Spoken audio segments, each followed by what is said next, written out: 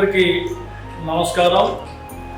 తెలంగాణ రాష్ట్ర ప్రజలకు మరియు భద్రాచల పట్టణ ప్రజలందరికీ ఉగాది శుభాకాంక్షలు తెలియజేస్తూ చైత్రశుద్ధ పాండ్యమైన రోజున జరుపుకునే ఉగాది తెలుగువారి